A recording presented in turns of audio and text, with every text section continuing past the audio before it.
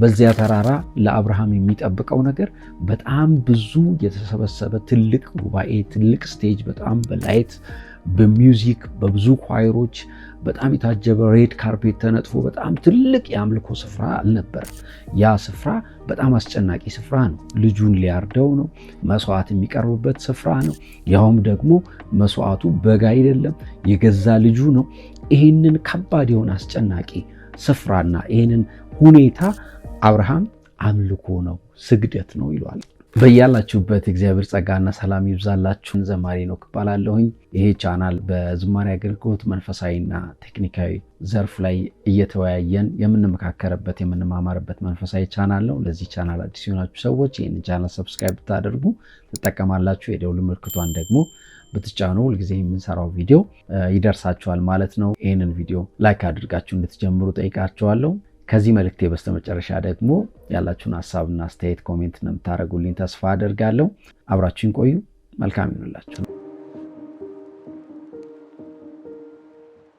አምልኮ እንደምታውቁት በዘመናችን ከዝማሬ ጋር በጣም ሪሌትድ የሆነ የተገናኘ ሐሳብ ቢሆንም እንኳን አምልኮ ግን እሱ ብቻ አይደለም። አምልኮ ህይወት ነው። ከእግዚአብሔር ጋር ያለ የከበረ ህይወት ነው አምልኮ። በመጽሐፍ ቅዱሳችን ላይ በጣም የሚያስደንቅ ታሪክ አለ። በዘፍጥረት ምዕራፍ 22 ላይ እግዚአብሔርና አብርሃም ያደረጉት በጣም ከባድ የሆነ በጣም የሚያስደንቅ እንዲሁም ደግሞ የሚያስፈራ ታሪክ አለ። አብርሃም በዘፍጥረት ምዕራፍ 22 ላይ አንድ ከባድ የሆነ ጥያቄ ከእግዚአብሔር ይጠየቃል እና ልጁን ይስሐቅን በዘፍጥረት ምዕራፍ 21 ላይ እግዚአብሔር ከሰጠው በኋላ ከረጅም ጥበቃ በኋላ ካገኘ በኋላ እግዚአብሔር የመጀመሪያውን ጥያቄ ሲጠይቀው ምንድን ነበር ያለው? የምትወደውን አንድ ልጅህን መስዋዕት አድርገህ በሞሪያ ምድር በሚገኝ በአንድ ተራራ ላይ ሰዋልኝ የሚል ጥያቄ ነበር እና ይህንን ጥያቄ መጠየቅ በጣም ከባድ ነው። አንድ ልጅ ላለው ሰው በጣም ከባድ የሆነ ጥያቄ ነው። የመስዋዕት ጥያቄ ነው። እግዚአብሔር በቃ ሰዋልኝ ያለው እና ልክ ለአምልኮ እንደሚታረድ እንስሳ፣ ለአምልኮ እንደሚታረድ በግ ልጅህን ለኔ መስዋዕት አድርግልኝ፣ በልጅህ አምልከኝ የሚመስል በጣም ከባድ የሆነ ጥያቄ ነበር የተጠየቀውና ይሄ ጥያቄ ግን ለአብርሃም ከባድ የሆነ ጥያቄ እንዳልሆነ ታያላችሁ። ምክንያቱም ማልዶ ተነሳ ይላል። በጠዋት ተነሳ። እግዚአብሔር ያዘዘውን ነገር ለማድረግ እግዚአብሔር የጠየቀውን ጥያቄ ከባዱን ጥያቄ ለማድረግ አስቸጋሪ የሚመስለውን ጥያቄ ለማድረግ አብርሃም በጠዋት ተነሳ ይላል። ማልዶ ተነሳ፣ ያውን ጫነ፣ ሎሌዎቹን ያዘ፣ ልጁን ይስሐቅን ያዘ። እግዚአብሔር ወዳለው ወደዚያ ወደ ተራራ ስፍራ ደረሱ ይላል መጽሐፍ ቅዱሳችን ሲነግረን። ከደረሱ በኋላ እንግዲህ በመንገድ ይስሐቅ የጠየቀውን ጥያቄ ታስታውሳላችሁ። አባቴ ሆይ ሁሉ ነገር ተዘጋጅቷል፣ ግን የመስዋዕቱ በግ የት አለ? መቼም መስዋዕት ለማቅረብ እየሄድን መስዋዕቱ በግ በሌለበት ሊቀርብ እንደማይችል ይህንን ስለሚያውቅ ነበር ጥያቄ ጠየቀውና የአብርሃም መልስ እግዚአብሔር መስዋዕቱን ያዘጋጃል የሚል ነበረ። ሐሳቤ እዚህ ጋር አይደለም ያለ። በመንገድ እየሄዱ ወደ ስፍራው ከደረሱ በኋላ አብርሃም ለሎሌዎቹ አንድ ነገር አላቸው። እናንተና አህዮቹ እዚህ ቆዩን፣ ጠብቁን፣ እኔና ልጄ ለእግዚአብሔር ሰግደን እንመለሳለን።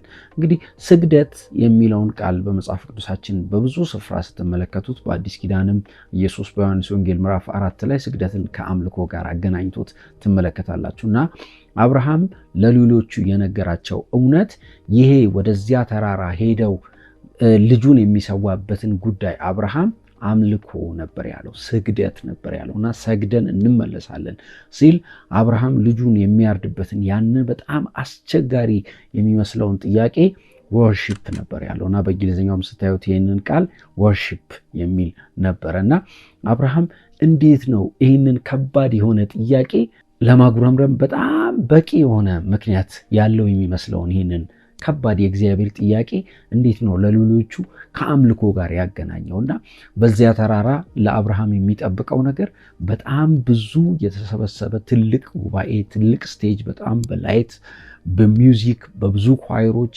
በጣም የታጀበ ሬድ ካርፔት ተነጥፎ በጣም ትልቅ የአምልኮ ስፍራ አልነበረም። ያ ስፍራ በጣም አስጨናቂ ስፍራ ነው። ልጁን ሊያርደው ነው። መስዋዕት የሚቀርብበት ስፍራ ነው። ያውም ደግሞ መስዋዕቱ በግ አይደለም፣ የገዛ ልጁ ነው። ይህንን ከባድ የሆነ አስጨናቂ ስፍራና ይህንን ሁኔታ አብርሃም አምልኮ ነው፣ ስግደት ነው ይለዋል። ይሄ እንግዲህ ከባድ ህይወት ነው። እግዚአብሔር የጠየቀውን ጥያቄ እስከ መስዋዕት የሚያስደርሰውን ቢላ አስነስቶ የሚያሳርደውን ጉዳይ ከእግዚአብሔር ጋር ያለ ህብረትና አምልኮ አድርጎ ማሰብ በጣም ከባድ ነው እና ይህንን ክፍል ሳጠና ይህን ክፍል ሳነብ በጣም እደነቅ ነበር። እንደዚህ አይነት ከባድ ጥያቄን እንዴት እንደ አምልኮ አድርጎ ማሰብ ይቻላል? በጣም ከባድ ነው፣ እግዚአብሔር ካረዳ በስተቀር ማለት ነው። እና አምልኮ በዚህም መልኩ አምልኮ አለ ማለት ነው። እና ክፍሉን ታሪኩን አንብባችሁ ስትጨርሱት ወደ ታች እየወረዳችሁ ስትመጡ እንጨቱን ረበረበ አብርሃም። ከዛ በኋላ ልጁን ይስሐቅን በመሰዊያው ላይ ያጋደመው፣ ቢላውን አነሳ ሊያርደው ሲል እግዚአብሔር አንድ ነገር አለ፣ አታድርገው፣ በፍጹም በልጅህ ላይ ይህንን ቢላ አታድርገው። አንድ ልጅህን ለኔ አልከለከልከኝምና በእውነት እግዚአብሔርን እንደምትፈራ አወቅኳለሁ። እና እግዚአብሔር ለካ የቅድሚያ ጥያቄ ነበረ እየጠየቀ የነበረው፣ ማን ይቀድማል እኔ ነኝ ወይስ ይስሐቅ የሚል። ምክንያቱም የጠየቅኩህን ነገር አልከለከልከኝ። በእርግጥ አብርሃም አልከለከለው። በጠዋት ነው የተነሳው የጠየቀውን ጥያቄ ለማድረግ። ማንንም ሰው አላማከረም። ታሪኩን እንደምትመለከቱት በደስታ በሚመስል መልኩ አምልኮ እያለ ነው ራሱ። ይህንን ከባድ የሆነ ሁኔታ አምልኮ፣ ስግደት እያለ ነው ራሱ እየጠራ ያለው አብርሃምና በእርግጥ አንድ ልጅህን ለእኔ አልከለከልከኝም፣ በእርግጥ የእውነት እኔን እንደምታስቀድመኝ ደግሞ እኔን እንደምትፈራኝ አወቅኩ ይላልና አምልኮ እንደምናውቀው በተለያዩ ሁኔታዎች የሚገለጽ ቢሆንም በዚህ ክፍል ሐሳብ ግን አምልኮ ምን አይነት ከባድ የሆነ ህይወት ነው። ያለ እግዚአብሔር እርዳታ፣ ያለ እግዚአብሔር ጸጋ ይሄንን በደስታ ማድረግ፣ እግዚአብሔር የጠየቀውን ነገር በደስታ ማድረግ፣ ያውም ደግሞ ማልዶ ማድረግ፣ ያውም ደግሞ በጠዋት ተነስቶ ማድረግ ምን አይነት ጸጋ የሚፈልግ ነገር ነው። እና አምልኮ ከዚህ ክፍል አንጻር ስንመለከተው በጣም ከባድ ህይወት፣ በጣም ዋጋ የሚጠይቅ ህይወት፣ እግዚአብሔርን የምናስቀድምበት ህይወት፣ እግዚአብሔር በሚጠይቀን ነገር ላይ የምንጨክንበት ህይወትም ጭምር እንደሆነ ይህ ክፍል ይናገረናል። እንግዲህ ይህ ክፍል ከባድ ጸጋ የሚፈልግ እንደሆነ እርግጥ ነው። እግዚአብሔር በእውነት እርሱን በማስቀደም እግዚአብሔር በሚጠይቀን በህይወታችን አድርጉልኝ፣ ስጡኝ፣ ሰውልኝ፣ ቢላ እንድታነሱበት እፈልጋለሁ፣ እንድትጨክኑበት እፈልጋለሁ፣ እኔ እንድታስቀድሙኝ እፈልጋለሁ በሚልበት ጉዳይ ላይ እንደ አምልኮ ሴሌብሬት እያደረግን በደስታ በእግዚአብሔር ፊት ያንን የጠየቀውን ነገር ለመስጠት፣ ይህንን ደግሞ እንደ አምልኮ በመቁጠር እግዚአብሔርን በዚህ እንድንፈራ፣ እግዚአብሔርን በዚህ አለመከልከል እንድንችል ማለት አልከለከልከኝም እንዳለው እግዚአብሔር የጠየቀውን ነገር ሁሉ በደስታ የምናረግ ሰዎች እውነተኛ አምላኪዎች፣ እውነተኛ እግዚአብሔርን የምናመልክ፣ እውነተኛ እግዚአብሔር የጠየቀውን ነገር የምንሰጥ የምንሰዋ ሰዎች እንድንሆን እግዚአብሔር እንዲረዳን ጸሎቴም ነው። እኔም ደግሞ በዚህ ጉዳይ ላይ በህይወቴ እግዚአብሔር ይህንን እንዲያደርግ ጸልያለሁ። ይህንን ቪዲዮ የምትመለከቱን ሰዎች በዚህ ሀሳብ ላይ አብራችሁኝ እንድትጸልዩ ጥቂት ደቂቃ ይህንን ልጠይቃችሁ እወዳለሁ። አብረን እንጸልይ። እግዚአብሔር አባታችንና አምላካችን ሆይ በጌታ በኢየሱስ ክርስቶስ ስም አንተ የምትጠይቀንን ነገር ሁሉ የማንከለክልህ በደስታ በፊትህ ለአንተ መሰዋት የምንችልበትን ጸጋና አቅም እንድትሰጠን ለምንሃለን። አንድ ልጅህን ያውም ደግሞ የምትወደውን አልከለከልከኝም፣ ያውም ደግሞ በደስታ ማልደህ ተነስተህ ቢላን በምትወደው ላይ አንስተሃል። ያንን ደግሞ እንደ አምልኮ ቆጥረሃል።